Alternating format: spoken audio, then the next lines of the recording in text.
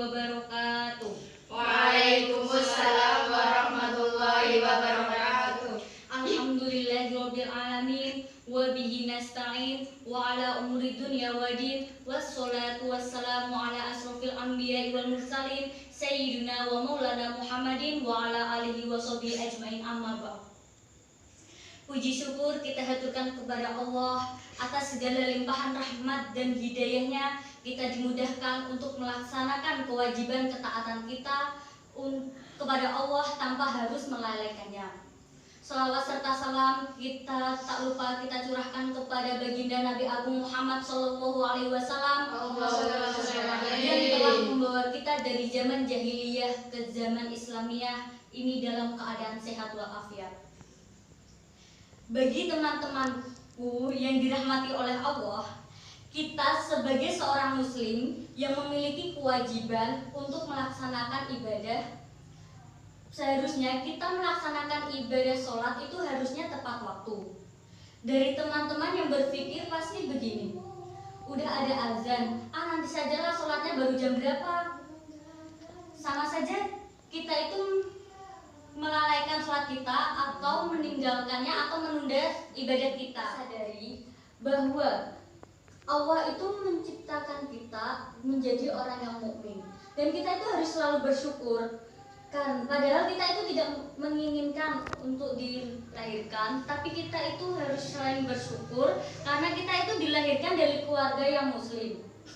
Kita sudah memiliki modal iman, tinggal saatnya kita berusaha agar amal kita itu diterima oleh Allah. Gimana sih caranya amal kita agar diterima oleh Allah? Yaitu dengan cara kita berupaya agar amal yang kita kerjakan itu baik dan benar, sesuai dengan syariat Islam. Lalu bagaimana cara kita untuk menyemangati orang untuk beribadah sesuai dengan syariat Islam? Yaitu dengan cara satu, kita harus saling merangkul satu sama lain.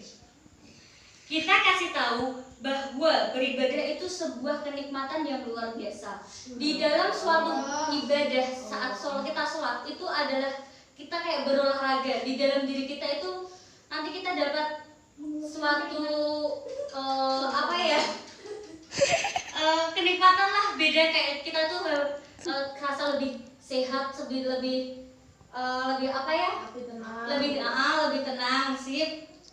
Apabila kita tidak melaksanakan ibadah, pasti kita akan mendapatkan dosa, dan pastinya nanti kita akan ditanyakan di dalam akhirat nanti. Dan yang kedua itu kita akan mendapatkan pahala. Seseorang yang melakukan ibadah dengan ikhlas pasti akan mendapatkan pahala. Seperti biasanya seseorang itu melakukan ibadah pada waktu tertentu saja. Contohnya pada bulan Ramadan, pasti orang-orang itu berlomba-lomba untuk beribadah karena dijanjikan berlipat-lipat ganda pahalanya. Dan setelah Ramadan lewat, pasti semua orang itu akan melupakannya, melalaikannya, dan pasti akan melewatkan ibadah itu semua. Naudzubillah min dzalik. Kita semua tidak boleh seperti itu. Dan yang ketiga itu akan mendapatkan ridho dari Allah. Seseorang beribadah karena ada rasa cinta kepada Allah dan agama yang diridhoinya, pasti kita akan melaksanakan apapun yang kita cintai. Begitupun seorang yang beribadah karena cinta kepada Allah, pasti tubuh kita itu dan pikiran kita itu akan bergerak dengan sendirinya karena di situ ada rasa cinta. Seperti contoh dimanapun Persib bertanding, pasti akan ada bobotoh yang akan setia menonton dan mendukung Persib. Bener apa enggak kakak-kakak? Bener sekali. Kan?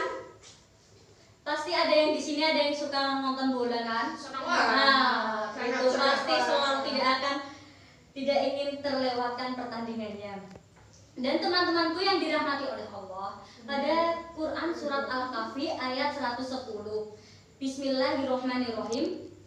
Faman kana yarju liqa'a rabbih falyamal amalan sholihan wala yasyrik bi ibadati rabbih ahada. dia siap bertemu Allah, membawa bekal amal yang diterima. Itulah amal yang diajarkan oleh Rasulullah. Dan janganlah mempersekutukan seseorang pun dalam beribadah kepada Tuhannya. Dan dengan ikhlas karena Allah ketika beribadah. Jangan karena dijanjikan pahala, tapi harus ikhlas. Sebenarnya apapun cara kita untuk menyemangati seseorang untuk beribadah, jangan dijadikan sebagai niat menjadi riya. Tetapi jadikanlah sebagai salah satu ibadah kita itu untuk mendekatkan diri kepada Allah.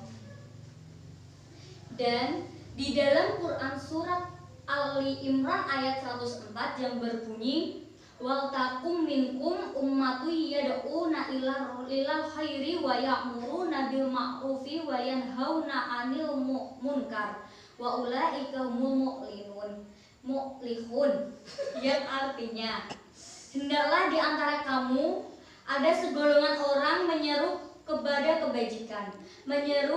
kebajikan dan mencegah dari yang munkar, dan mereka itulah orang-orang yang beruntung. Jadi kita itu sebagai orang-orang mukmin, satu kelompok yang mengajak kepada setiap kebajikan yang dicintai Allah, menyuruh berbuat baik yang ditunjukkan oleh syara dan dinilai baik oleh akal sehat, dan mencegah perbuatan munkar yang dilarang oleh syara dan dinilai buruk oleh akal sehat. Orang itulah yang akan mendapatkan kemenangan yang sempurna di dunia dan di akhirat kelak. Jadi intinya kita itu tidak boleh melalaikan ibadah kita.